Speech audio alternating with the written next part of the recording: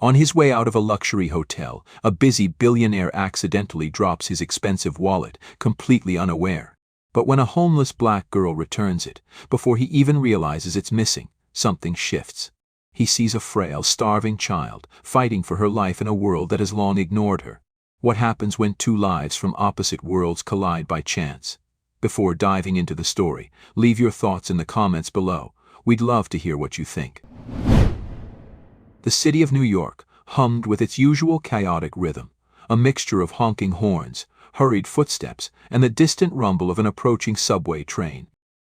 The late afternoon sun cast a golden glow over the glass facades of towering skyscrapers, reflecting off the polished surfaces of high-end cars idling along the curb. The scent of roasted chestnuts from a nearby vendor mixed with the sharp tang of exhaust fumes, creating a scent that was uniquely, unmistakably urban. Emerging from the grand entrance of the Lexington Hotel, a luxurious five-star establishment known for hosting the elite, David Lancaster, 45 years old, a billionaire whose face was often seen on the covers of Forbes and the Wall Street Journal, stepped onto the sidewalk. His tailored charcoal gray suit fit him perfectly, a symbol of the meticulous precision with which he lived his life. His salt and pepper hair was slicked back neatly, and the subtle glint of a gold Rolex peeked out from beneath his sleeve as he reached into his inner jacket pocket.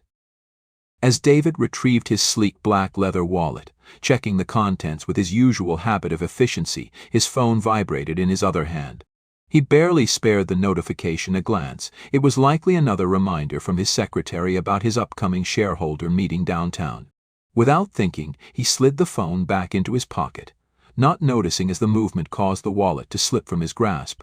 It landed with a soft, almost imperceptible thud onto the smooth pavement below, blending seamlessly with the polished stone sidewalk. David continued walking toward his awaiting limousine, a sleek, jet-black Rolls-Royce Phantom that gleamed under the fading sunlight. His longtime driver and personal assistant, Robert Miller, stood beside the open rear door, his usual composed demeanor in place. "Everything on schedule, sir?" Robert asked, his deep voice carrying the practiced efficiency of someone who had spent years anticipating his employer's needs. "As always," David replied, smoothing down his jacket as he prepared to slide into the plush leather interior. Across the street, amidst the blur of pedestrians, Amina Johnson, 10 years old, sat on the cold, cracked concrete near the entrance of a subway station, her back pressed against the rough surface of a rusted metal railing. She had positioned herself in a spot, just out of the way of foot traffic, where people wouldn't trip over her, but where she was still visible enough for someone, anyone, to drop a coin into the small paper cup in front of her.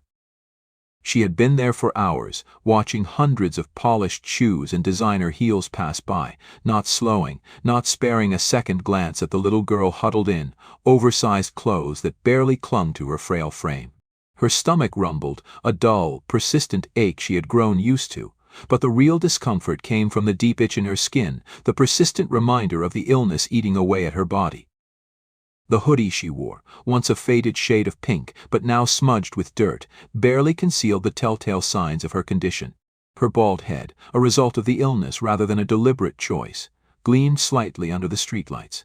Some people stared for a moment too long, their expressions unreadable: pity, curiosity, discomfort, but no one ever stopped. Amina had long learned that people didn't like being reminded of things that made them uncomfortable. It was easier to ignore suffering than to acknowledge it. She had just begun to lose hope of collecting enough money for even a single meal when she noticed something unusual. A black wallet, clearly expensive, lying unattended on the sidewalk. She blinked, her gaze darting from the wallet to the man who had unknowingly dropped it, a sharply dressed white man stepping into a limousine. Her heart pounded as she quickly scrambled to her feet, grabbing the wallet with nimble fingers. Amina had seen people drop things before, but she had never dared to intervene. Most would assume the worst of a street kid like her. But this time, this was different. She could see Robert closing the car door, about to seal the man inside. "Mr. Wait," she called, her voice barely carrying over the noise of the city. When they didn't hear her, she ran. Her worn-out sneakers slapped against the pavement as she weaved through pedestrians who barely noticed her presence. Her lungs burned, but she pushed forward, her eyes locked on the limousine, knowing she only had seconds before the car pulled away. Just as Robert placed his hand on the door handle to shut it completely, Amina lunged forward, reaching out and grabbing the edge of David's suit sleeve before immediately letting go, realizing too late how improper that was. David turned sharply, mild irritation flashing in his piercing blue eyes. Robert instinctively took a step forward, placing himself between his employer and the ragged-looking child who had just dared to touch a billionaire's tailored sleeve. But before Robert could say anything, Amina thrust the wallet forward, her breathing heavy but determined. "You drop this," she said simply, her voice steady despite the way her hands trembled from exhaustion. For a moment there was silence. David stared down at the wallet, then back at Amina, assessing her. Most people would have pocketed it, especially someone who clearly needed money as much as she did. A brief flicker of something, surprise, crossed his features. Finally, he reached out and took the wallet from her small hands, his fingers brushing against hers for just a second. "Thank you," he said, his voice measured, as if the words felt unfamiliar in this context. Amina gave him a small nod, as if she hadn't expected anything more. She turned, already stepping back onto the curb, ready to return to her spot near the subway station. David had already begun to shift toward the car when a voice, sharp and full of irritation, cut through the air.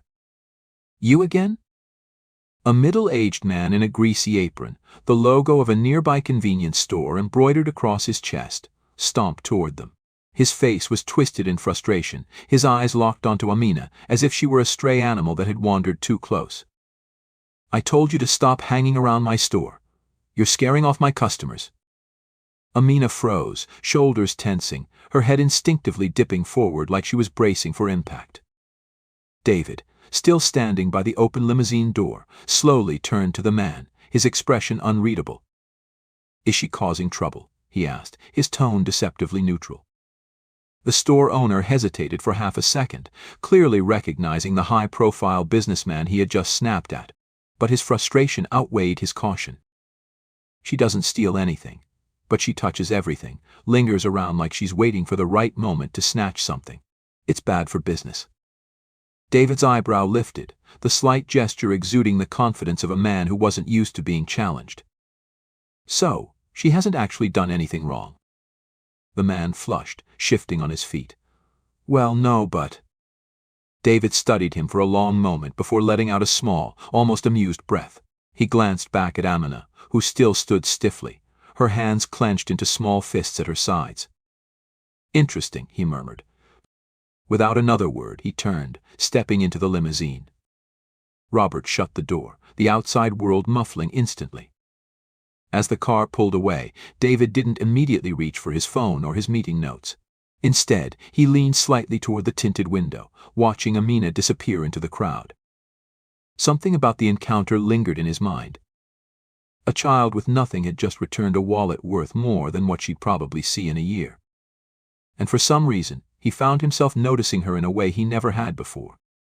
Inside the climate-controlled silence of the limousine, David Lancaster sat with one leg crossed over the other, fingers idly tapping against the smooth leather of his wallet.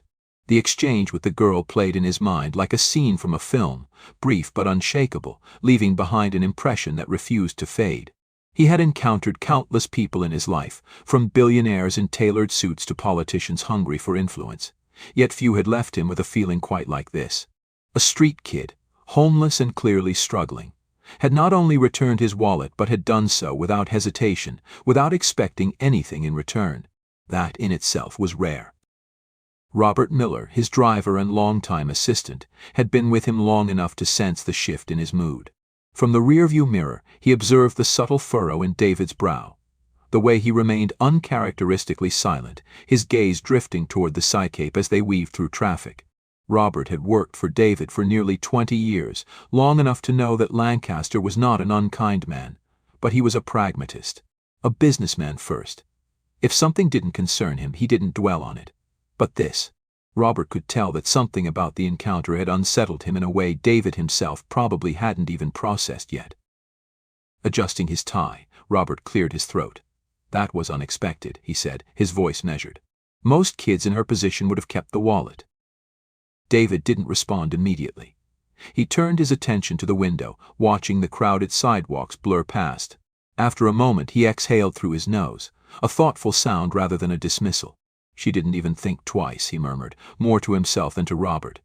"Just ran after me, like it was the only option." Robert nodded slightly. Some people, even when they have nothing, still choose to do the right thing. David considered that, his fingers still absently brushing against the edge of his wallet. His mind flickered back to the store owner's words, the way the man had spoken about her, as if her mere existence outside his store was a crime. It wasn't the first time David had seen that kind of dismissive hostility. People feared what made them uncomfortable, what reminded them that life wasn't as balanced as they liked to believe. He shifted slightly in his seat. "Slow down, Robert." Robert, though slightly surprised, obeyed without question, easing his grip on the steering wheel as the limousine's speed decreased.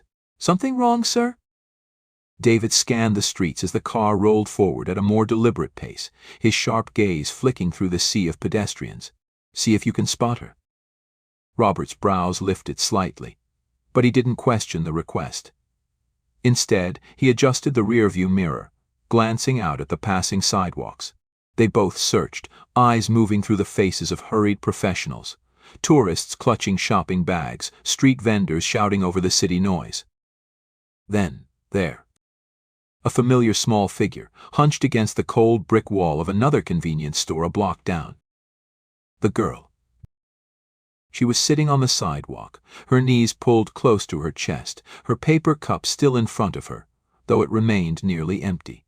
Unlike before, her head wasn't turned toward passing pedestrians in silent hope. Instead, she was staring at her hands, fingers tracing over her thin wrists as if trying to warm them. David observed her for a moment, his expression unreadable. "Pull over," he instructed. Robert hesitated only for a fraction of a second before easing the car toward the curb, bringing the limousine to a smooth stop just ahead of where the girl sat. David reached for the door handle, pausing only briefly before stepping out onto the pavement. His polished Oxford shoes met the cracked concrete with a quiet but definitive sound, one that made the girl's head snap up. She recognized him immediately. Her dark eyes widened slightly, though whether in surprise, confusion, or caution David couldn't tell. He crouched to her level, taking care to keep his movements measured, unthreatening. The city noise continued around them, but in that moment the world seemed to shrink between just the two of them. "Hello again," he said, his tone calm but intent. The girl's gaze flickered to the limousine behind him, then back to David, her instincts screaming that this was out of the ordinary. Men like him, men in expensive suits, stepping out of cars worth more than a lifetime of meals, didn't come back. They didn't stop twice. "Did I forget something?" she asked carefully. David almost smiled at that, the way her immediate thought was that she must have made a mistake, that the only reason he'd returned was because he needed something from her. "No," he said simply, "but I think I might have." Her brows knitted, confusion flickering across her features. David didn't immediately elaborate. Instead, he reached into his wallet, the same one she had returned to him just minutes ago. He withdrew several crisp $100 bills and placed them in the cup in front of her. The girl froze, staring at the money as if she wasn't sure whether it was real. She swallowed. I don't need." "It's not charity," David interrupted smoothly. "It's for a meal. Maybe something warm to wear." She hesitated, clearly fighting some internal battle.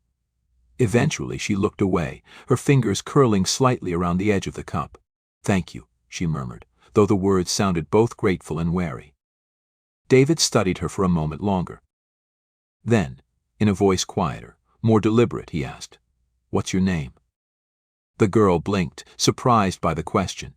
For a moment she hesitated, as if debating whether to answer. "Amina," she finally said, her voice barely above a whisper. David nodded slightly, committing the name to memory. "Amina," he repeated, testing the sound of it. Then, with quiet intent, he asked, "What do you really need?" Her head snapped back up, her eyes locking onto his. David hadn't meant for the question to carry weight, but somehow it did. Because for the first time since they had crossed paths, Amina's carefully constructed walls wavered.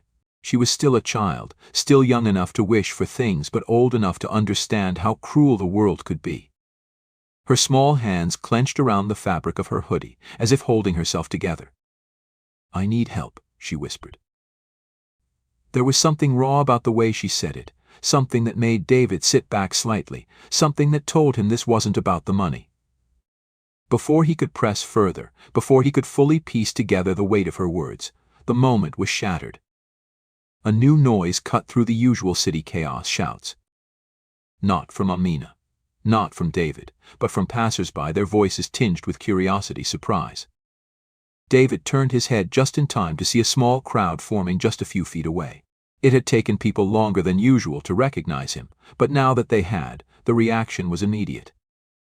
"David Lancaster," someone gasped, already pulling out a phone. "Oh my God, is that him?" A ripple effect spread through the crowd as more people took notice. Some whispered, some pointed, some outright approached, and in the middle of it all, Amina shrank back, her body tensing instinctively as the small space between them and the world began to close in. David saw the moment panic flickered across her face. Without hesitation, he made a split-second decision.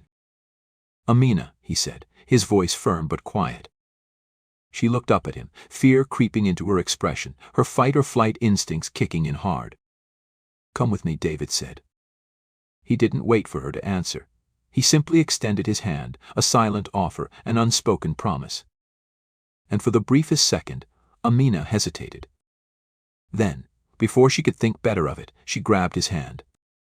And just like that, everything changed. David didn't waste another second. With the crowd pressing closer, their voices a growing murmur of excitement and speculation, he turned smoothly, guiding Amina toward the waiting limousine. Robert, ever observant, had already stepped forward, positioning himself like a barrier between them and the eager onlookers. "Excuse us, folks," Robert's voice was calm but firm, a subtle authority woven into his words as he raised a hand, blocking a woman who had nearly shoved her phone into David's face. "Let's give Mr. Lancaster some space." The cameras didn't stop flashing. Someone called out a question, something about whether this was some kind of PR stunt, whether the billionaire had adopted a homeless kid, but David ignored them. His grip on Amina's hand remained steady, his pace brisk but measured, his mind already calculating the best course of action. The limousine door swung shut behind them, sealing out the murmurs of the growing crowd, the flashing lights of lifted phone cameras, and the restless energy of the city beyond. Inside, the world felt suddenly smaller, quieter, but not calm. Amina sat stiffly against the plush leather seat, her small frame visibly tense, her fingers curled into the worn fabric of her hoodie, as if bracing for something. The contrast between her and her surroundings was stark, a girl whose entire existence had been shaped by survival, now enclosed in an environment built for opulence, comfort, control. David watched her carefully, noting the way her breath came too fast, too shallow, the way she barely met his gaze despite how boldly she had grabbed his hand just moments ago. He didn't speak yet. He had learned, through years of business negotiations, that sometimes silence was more telling than words. Robert, his ever-efficient driver, didn't ask where they were going. He merely pulled away from the curb, maneuvering through the streets with his usual calm precision, waiting for instruction. But David wasn't thinking about a destination just yet. He was watching Amina. The way her shoulders hunched inward, the way her hands trembled despite her attempt to keep them still, the way sweat dotted her forehead despite the controlled coolness of the limousine's interior. Something wasn't right. "Amina," he said, his voice steady but firm, testing how she responded to her own name. She didn't answer. Her breathing quickened. "Amina," he tried again, this time leaning slightly forward. Her small chest rose and fell erratically, her dark eyes suddenly losing focus, her grip loosening from her hoodie. Then, without warning, her body slumped sideways. David moved instantly, catching her before she could slide onto the floor. "Amina." His voice, usually measured and composed, was now sharp, edged with an urgency that startled even himself. He pressed his palm to her forehead, too hot, his other hand shaking her shoulder slightly, trying to rouse her. Nothing. Robert's gaze flicked to the rearview mirror. "Sir?" She's unconscious, David said, his mind already shifting into action. Take us to a hospital. Now. Robert didn't hesitate. The car lurched forward, weaving through lanes of traffic with a controlled urgency that only years of disciplined driving could achieve. David barely noticed. His focus was on the fragile girl in his arms, her breathing shallow, her body unnervingly light. This wasn't just exhaustion. This wasn't just hunger.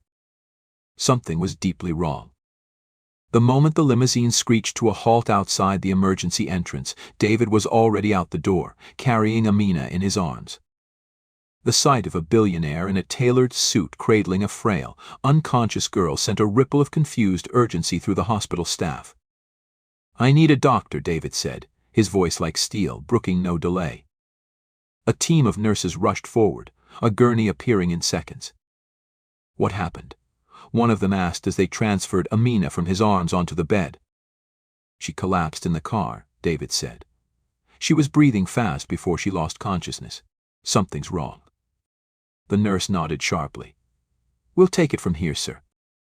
David moved to follow, but another nurse, older, firm, used to handling high-profile situations, stepped between him and the rolling gurney.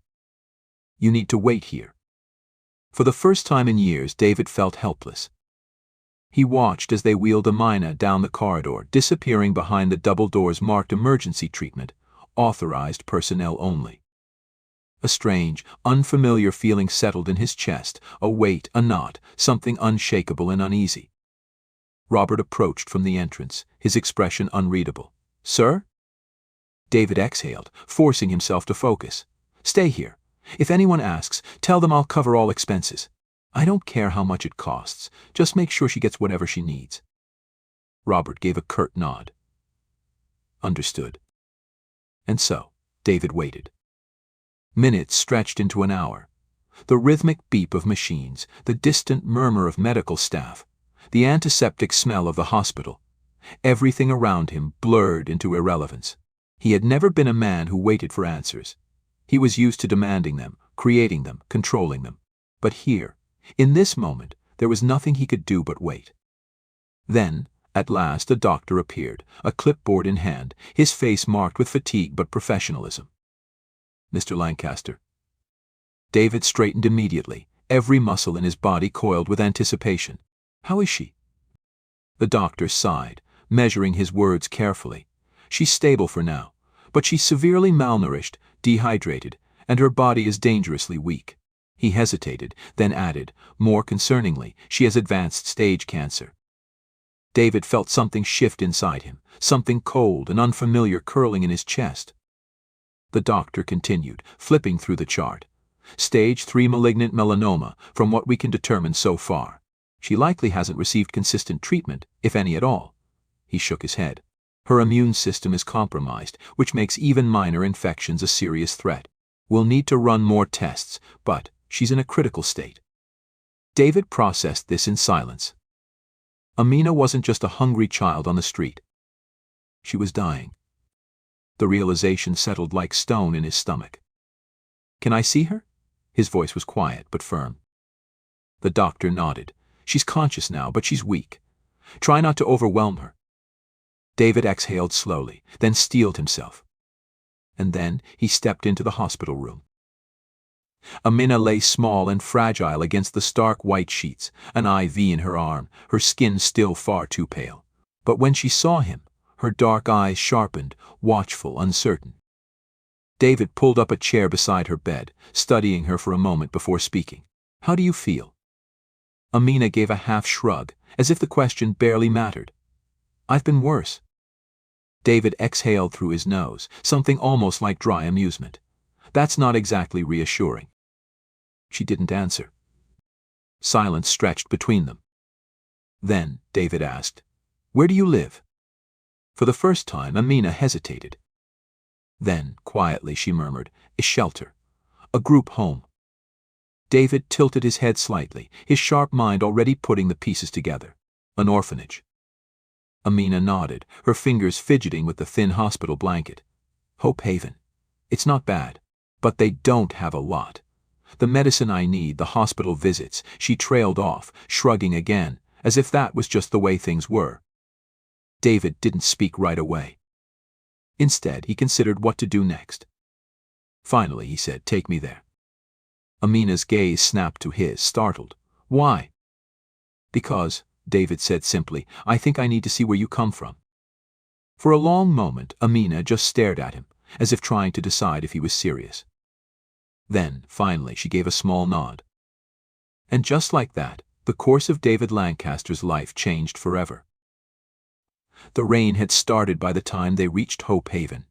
It wasn't a heavy downpour, just a soft, persistent drizzle, the kind that made the air thick with the scent of damp pavement and old brick. The limousine rolled to a stop in front of the weathered building. Its once white exterior now faded to a dull gray, the paint chipping in places. The windows, some of them cracked, glowed faintly with the dim light from inside. The sign above the entrance, Hope Haven Orphanage, was crooked, the lettering barely legible beneath years of grime and neglect. David Lancaster sat in the back seat, watching as Amina shifted beside him, staring at the building with an expression he couldn't quite place. Relief? Embarrassment? Maybe both. He had seen a lot of things in his life: hostile boardrooms, desperate entrepreneurs, cities built and destroyed by the weight of money and ambition. But he had never seen anything quite like this. He stepped out first, opening an umbrella, then turned to Amina. She hesitated, glancing at the umbrella before looking up at him. Her instinct was to refuse, to insist she didn't need it. But after a brief pause, she moved closer, standing beside him as they walked toward the entrance. The moment the door swung open, a voice rang out, warm, familiar, filled with both relief and exasperation. "Amina Johnson." A woman in her early 60s stood in the doorway, her graying hair pulled into a loose bun, her round glasses slipping slightly down the bridge of her nose. She was small in stature but carried herself with a quiet authority, the kind earned through years of caring for children who had no one else. David watched as Amina shrank slightly, guilt flashing across her face. "Hi, Miss Olivia." Olivia Carter let out a heavy breath, closing the distance between them in 3 quick strides, her hands immediately reaching for Amina's face, brushing damp strands of hair away, checking her over like a mother would a child who had been missing for days. "Where have you been?" Olivia demanded, though her voice trembled with concern more than anger. "We've been looking everywhere. You can't just disappear like that. Do you have any idea how worried I was?" Amina winced but didn't pull away. I was okay, I swear. I just needed to." She hesitated, then turned slightly, as if suddenly remembering David was standing there. Olivia followed her gaze, her expression shifting from concern to confusion as her eyes landed on the well-dressed man standing in the entryway, an expensive umbrella in hand, his presence so out of place it might as well have been a mirage. David offered a polite nod. "David Lancaster." Olivia's brow furrowed. The David Lancaster? David wasn't sure if the way she said it was good or bad. Olivia blinked, shaking her head as if trying to process the absurdity of the situation.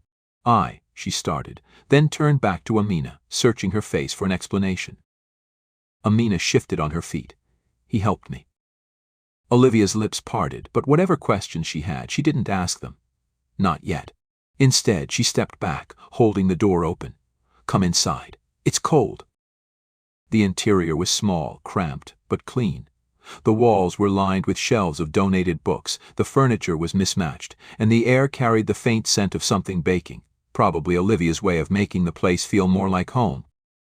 A group of children peeked from the hallway, their curious faces partially hidden behind the doorframe. Amina offered a small wave, and almost immediately a little boy no older than 6 darted from the group, throwing himself at her. "Amina, you're back." Amina staggered slightly but caught him, laughing softly as she ruffled his hair. "Miss me, Elijah?"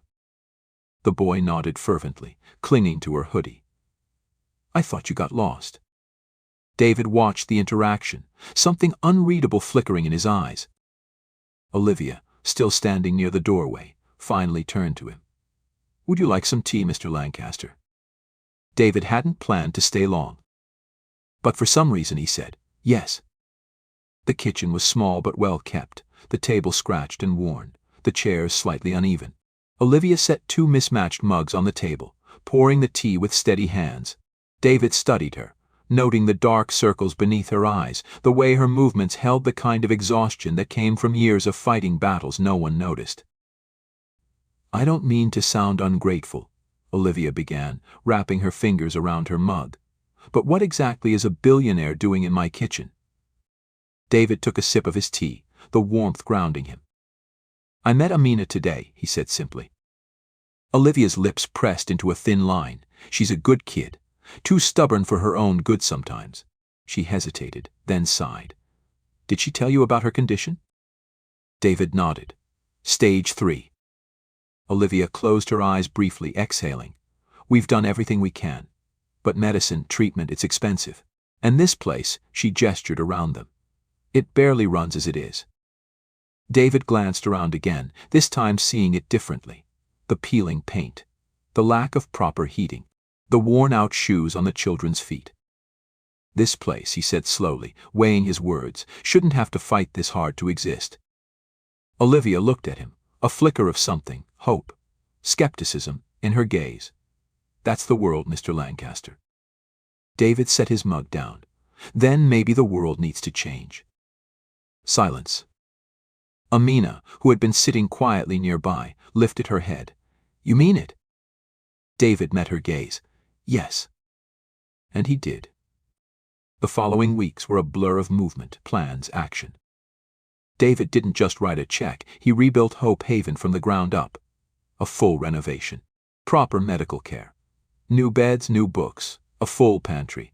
And not just for Amina, but for every child in that orphanage, every child like her who had been told that survival was the best they could hope for. Amina's treatment began immediately. The best doctors, the best care, no more begging, no more waiting. And yet, even through it all, David kept coming back. Not as a benefactor, but as a friend. The rain had stopped. A quiet evening settled over Hope Haven, the air carrying the scent of fresh bread and newly polished wood. The once dilapidated orphanage now stood strong, filled with laughter, warmth, and something that hadn't existed there before, security. Inside, in a corner of the common room, David Lancaster sat in an oversized chair, a book open in his lap. Beside him, curled up in a blanket, Amina leaned against his side, her eyes half-lidded as she listened to his voice. And so, the traveler set forth, not knowing what awaited him, but certain that whatever lay ahead, he would face it without fear. David glanced down. Amina had fallen asleep, the smallest of smiles on her lips. He closed the book, exhaling softly. For the first time in his life, his wealth had done more than build empires, it had built a home. And somehow, that mattered more than anything. Join us to share meaningful stories by hitting the like and subscribe buttons. Don't forget to turn on the notification bell to start your day with profound lessons and heartfelt empathy.